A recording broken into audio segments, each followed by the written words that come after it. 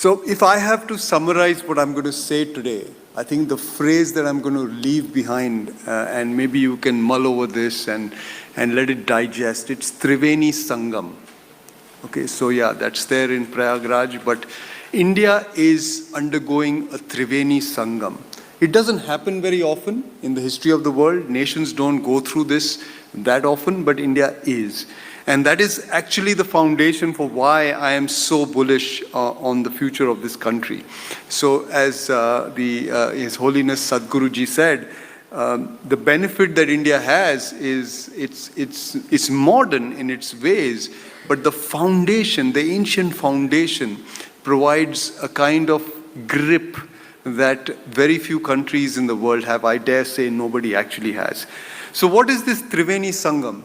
The Triveni Sangam is the confluence of political, social, and economic factors. And they're all coming together actually in today's India, like never before in India's own history, but also almost never before in world history. I'll actually start with the social factors, and then I'll talk about the economic factors, and the political thing is the easiest bit. So India is undergoing a social transformation. It may not be visible to your naked eye, but what has happened in the last 10 years is unprecedented. We've had actually something that is unthinkable, say 10 years ago. There's been a dramatic decline in female feticide. People have stopped killing female infants. That was rampant in this country. We had a gender ratio which was skewed towards men. Therefore, there were plenty of men who did not have female partners. That has actually reversed now. There's been a 5% decline in our gender ratio in 10 years. It's a mega change. It doesn't happen in a decade. 5% change in gender ratios takes much longer than a decade. But that was the extent of female feticide we had only a decade ago. And this has got far-reaching consequences on nation building. When you start respecting the girl child, you get a big change. And by the way, this girl child is also going to school now, thanks to the midday meal and thanks to the QR codes that are being sent to poor people. And I'll come to that in a moment. The second big social change is that infant mortality has declined by almost 25% in the last 10 years. So we have managed to deliver, and this is despite COVID, by the way. Okay, so this includes the 2.5 years of COVID.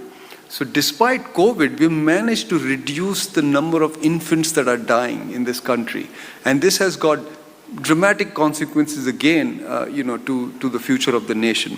The third big change, that has gone under, that this has also happened only in 10 years. It's amazing. Our fertility rate has dropped by 25%. And when I saw the data, I was stunned. Now we are, actually as a country, we have a fertility rate which is 2. So that's below reproduction, that's below the replacement rate. Replacement rate for a population is 2.1. We're now at 2. And that aggregate fertility rate, of course, there are variances. In South India, that number is now is 1.6 or 1.7. In North India, it's still 2.4. So there are variances across the country, but on the nation average, we're at 2, which means that we're going to have fewer kids to support in the next 10, 15, 20, 30, 40 years. You see, the last 100 years or the last 80 years, we've spent a lot of our resources growing up kids. And when you are spending so much of resources growing up kids, you have very little left to do other things. And actually, as a consequence, you remain poor. That is about to change because the number of kids that are getting born in this country now is falling. Don't worry, our demographics are still intact. It won't be until the turn of this century, so long after I've left this planet, that our population will actually decline. China's population declined last year, is going to continue to decline, and we'll come to that later. I think Smita has a question for me, so I'm not going to take it up right now. But these are dramatic social changes that are happening. And if you think about, what happened and why did this take place, it all goes back to the Prime Minister's vision, of promoting women and promoting the girl child. So we're achieving gender equality in a very natural way. Now, also what has happened on the social arena is something called direct benefits transfer. I'm sure all of you have heard about DBT. DBT has been a revolution. And again, Bangalore is a big contributor to this because Nandan Nilikani seeded Aadhaar. I've done a video with Nandan actually. It's on YouTube. Please watch it. It's 12 minutes, very short, very crisp. He explains what Aadhaar is. And I'll steal the thunder here. So like GPS answers the question, where am I? Correct? Aadhaar answers the question, who am I? And when you know who you are, I mean, when somebody knows who you are, then a myriad of transactions actually take place. So you can do a financial transaction, you can do a property transaction, you can do a goods transaction. So it has been a revolution, which, by the way, is not available in the rest of the world. And the rest of the world is looking at us in a quizzical way as to what exactly is this India stack and what exactly is happening. And India stack is just unfolding at the rate of knots. But what Aadhaar did was allow the government to take its entire social transfers away from the age-old physical archaic ledger keeping, where people would come in and sign and claim what the government wanted to give them but never get it because the middlemen would take away most of it, into technology-driven, bank account-driven direct transfer. I was just adding up the numbers. In the last 9 years, the Indian government has transferred almost $400 billion to poor people. Now, in 2015, I had done this calculation. In the preceding 30 years, we had transferred $500 billion to poor people. I dare say a lot of it did not reach poor people, and which is why we did not see significant shifts in poverty. I don't know if you have just seen the report that came out last week from the United Nations, which talks about poverty in India. It is stunning. It's gone down like this. It's not gone down like this. It has gone down like this. So they have given data for 2011, 12, 2016, 17, and 2022. So despite COVID, we have experienced a dramatic decline in poverty. And I would actually say that DBT has been a very big foundation to this. So these are social changes that happen once in a generation. They don't happen often. And they are the bedrock of society progress, as the Honorable Sadhguruji said, that unless you have equal society, you cannot expect progress because you will otherwise get social threats. And I think India is probably going to escape from that social threat, which the rest of the world is experiencing in a dramatic way right now. So that's social change, the first river that's flowing into the Triveni Sangam. The second river is economic change. So again, if you just reflect on the changes, and there have been many of them, so I'm not going to be touching upon every little change. I'm going to highlight 3 of them. The first change was with respect to supply side reform. So we have engineered major changes on the supply side. We have lowered corporate taxes, we have implemented GST, we have implemented the Real Estate Regulation Act, we have implemented the IBC, and we have enhanced our infrastructure. We actually did some work last week, which is still work in progress, but it showed that per capita infrastructure in India today is now ahead of China in many sectors, like airports, like railways, like, a little less so in the case of ports. But we have had dramatic shifts that have happened in a very short period of time in a long duration sector like infrastructure. So port turnaround times have reduced, the travel time on roads is reduced, therefore inventories in the pipeline have reduced. Business has become genuinely easy. I concur with Dr. Bala that it is not easy to do business in India, but it's a lot easier than it was 10 years ago. And I think all of you will agree with that. So the delta matters, even though the absolute level is still not satisfactory, and it should never be satisfactory. We should always strive for improvement, but I think we're getting there. Then, of course, all the tax law changes that have happened. We've seen the effect of GST. It has certainly reduced leakages in the system. It has probably reduced corruption. It has increased revenue collection for the government, which then makes it easier for the government to deliver services to citizens. It becomes easier for the government to ensure that there's greater equality in the system. And this idea about equality actually in economics is not a social concept. It's not coming out of socialism or communism.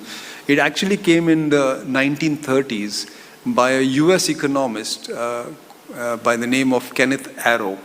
So I don't know how many of you know about Kenneth Arrow, but he received a Nobel Prize for writing this piece about how capitalism can succeed, because capitalism invariably produces extreme outcomes. So very few number of people become very rich.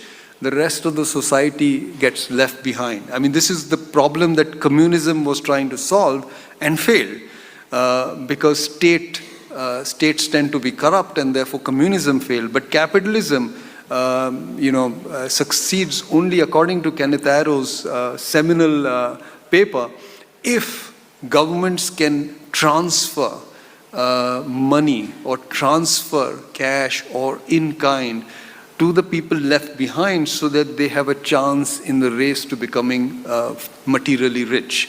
And this is about if I am in a 100-meter dash against the world champion, there's no way I'm going to be able to win the race. If I get a 30-meter head start, I will still lose, but the race will become interesting. So that was the idea behind Kenneth Arrow. Now, government after government, country after country has tried to do this, has tried to distribute and undertake social transfers, but it's not been a very successful endeavor. Unintended consequences happen. The latest one in COVID, when the US government tried to help poor people who were getting affected by COVID because of loss of jobs and transferred $800 cash into their bank accounts every month. What they've been left with now is, rampant inflation, for which, the Fed has to raise interest rates at the fastest clip in almost 40 years. And who knows what that is going to now cause in the US economy. India, by the way, didn't go down that path because we had India Stack. So we actually transferred QR codes, which allowed poor people to encash in terms of grains rather than cash. In fact, I was privy to a conversation from a bureaucrat who said that the Prime Minister had met several experts just around the time of COVID. And, after those meetings had famously told the people in the government that, and this is, way back in March 2020, so imagine the insight that he got from something that was totally unknown. We had no idea what COVID was going to do to us. We only could guess, and even our best guesses were probably going to be wrong. And he had famously said that ये जो बीमारी है, ये अमीर की छाती पे वार है और गरीब की पेट पे लात है. तो हमें गरीबों को खाना देना है और अमीरों के लिए अस्पताल बनाना है. और यही करना है बस. लोग तो मरेंगे, वो तो हम जितने कम मरते हैं उतना अच्छा है. So this is the insight that he had, and that is why India has not had the inflation problem that the rest of the Western world particularly has been facing, because we actually had a much better system of social transfers. So social transfers, are important, and that is something that we have done very well. But this whole supply side reform is I think the basis for the improved growth rate that India is likely to experience. The second big change that has happened, this happened in 2015, and that was flexible inflation targeting. So if you go back to prior to 2015, the central bank in India did not have a mandate. It basically followed what the government of the day asked it to. So if the government of the day said, get me growth, the central bank would cut interest rates. If the government of the day said, control inflation, the central bank would raise rates. In 2015, the Prime Minister changed that. He said that the central bank should have only a single mandate, and the mandate should be to control inflation. And the target will be fixed by the parliament. And the governor of the RBI will be answerable to the floor of the house if the RBI misses the target. This was a massive change in India's economic management. And this was coming out of the 2013 mini crisis that India faced, when all that Ben Bernanke, the then US Fed chair, had to say was taper, and the Indian currency was down 20% in a month. And stock markets were down 20%. And there was almost a crisis that we faced, and we had to raise interest rates by 200 basis points overnight. And the reason was that India was running a twin deficit which was unmanageable. We were running an inflation rate that was well into double digits. So with that experience in the bag, I think this inflation targeting, which we have, which we actually introduced about 8 years ago, has been a very big shift for the country's economy. Now, the consequences of this is that we are running macro stability like we have never seen before. And macro stability in economics is essentially you have benign inflation and good growth rates. And as a result, you run a much lower deficit with the world. So if you look at our current account deficit, it's much more manageable because we don't have these imbalances that are there. And our currency actually, of course, a lot of you will look at it as a US dollar cross, but remember the US dollar is doing this. And India is actually faring very well against non-US dollar currencies because of the fact that we have pursued flexible inflation targeting. The third big change was what I term as the 401k moment for India. So way back in 1980, the US President Ronald Reagan allowed 401k plans, which were retirement plans for US employees, to invest in equities. Until then, 401k plans did not invest in equities. What happened in the subsequent 20 years was that US households invested massive sums of money into the US equity markets. And of course, the US equity market went through a big bull run. It formed the basis for the formation of many, many businesses. The entire tech ecosystem got created in that period because capital became a lot cheaper. Again, in 2015, for the first time in India's history, we allowed the retirement funds to invest in equities. So provident funds and national pension schemes started investing in equities. And that has formed the basis for a big shift in the allocation of household balance sheets. So if you go back to 2015, 5% of household balance sheets in India were in equities, 12% in gold, 50% in property, and the rest of it in fixed deposits and insurance and other fixed income securities. So imagine gold was 2.5 times more than equities. And gold is really a wasting asset. Yes, it may appreciate in value, but in fact, I don't even call gold an asset. To me, an asset is something that yields. A bond is an asset. It gives you a coupon. An equity is an asset. It gives you a dividend. Property is an asset. It gives you rent. Gold gives you nothing. It's just store of value. But there was great affinity in this country for store of value because we were always very nervous about our currency. We were nervous about inflation. And therefore, households in India tended to buy a lot of gold. And that was a wasting asset. It did not produce anything. It just sat there and did nothing for you. It stored value for sure, but it produced nothing. That has started to change now. And this is a huge shift in the productive dynamics of this country. Yes, we have very good demographics. We've always enjoyed good demographics, for the last 70, 80 years. We've had a young population. The population has been young for a really long time, but it's not yielded dividends in terms of growth or prosperity like economics would have predicted. In economics, demographic is a necessary factor for producing prosperity, but it's not sufficient. What you need to put on top of it is productivity. And that's the change. And in fact, what Dr. Bala spoke about is another dimension about productivity, is that if you lift the productivity in the government sector, and if you lift productivity in the social sector, and if you lift it in the private sector, you get a massive surge in productivity overlaid on strong demographics that India has. You basically generate much better growth. So I think we are set up for that now because of the change in which saving is happening in India, which is more productive saving is taking place, with equity markets grabbing greater share of household balance sheets, which will then get funneled into startups, which will get funneled into risk enterprises, and that creates growth.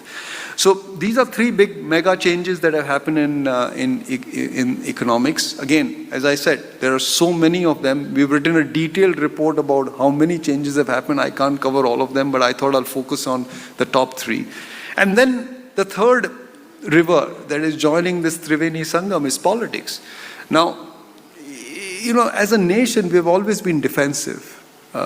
We've been subservient to, the colonial mindset.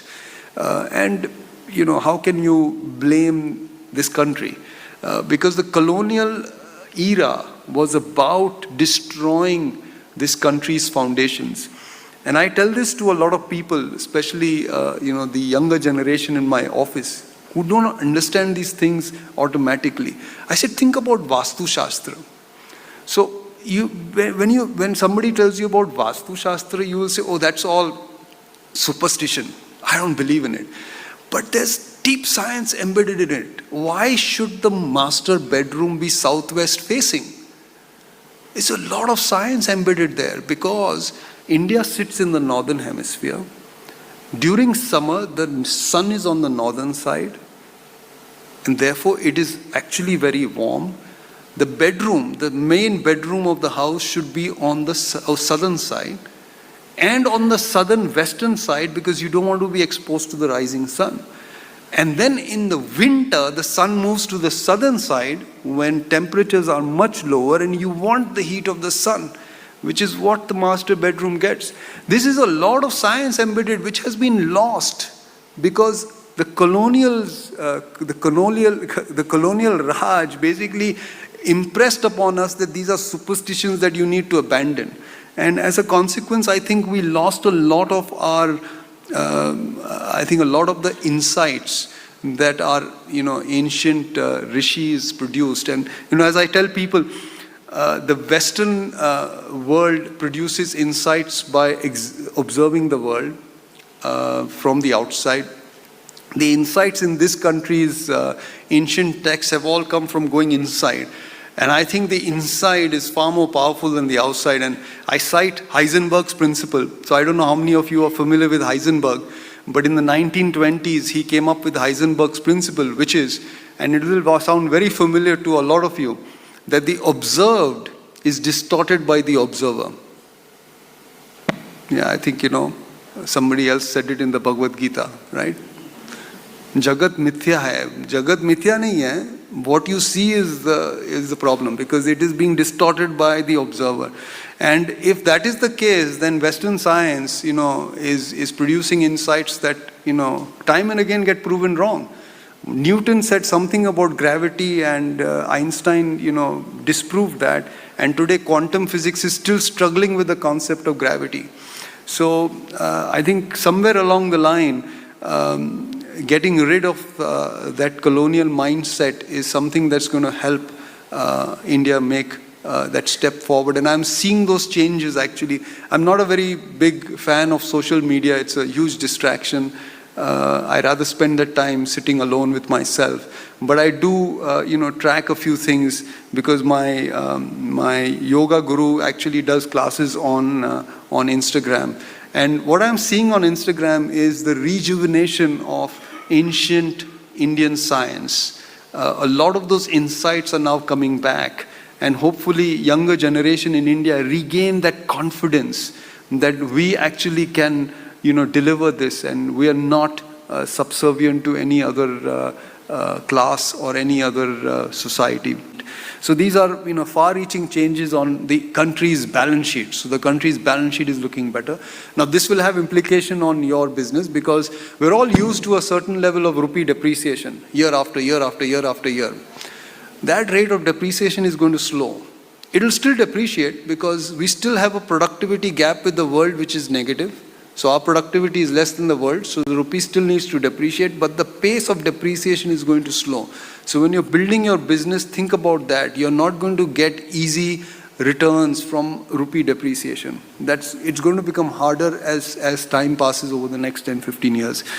And the final thing is that we are in the midst of a profit boom. The government is very clear. It wants companies to make money. It wants firms to make money, because only when firms make money, they can invest.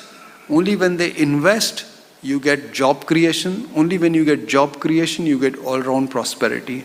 So it's a different mindset from the 7 decades of socialist economic behavior that we've suffered as a country, and that is obviously good for entrepreneurs.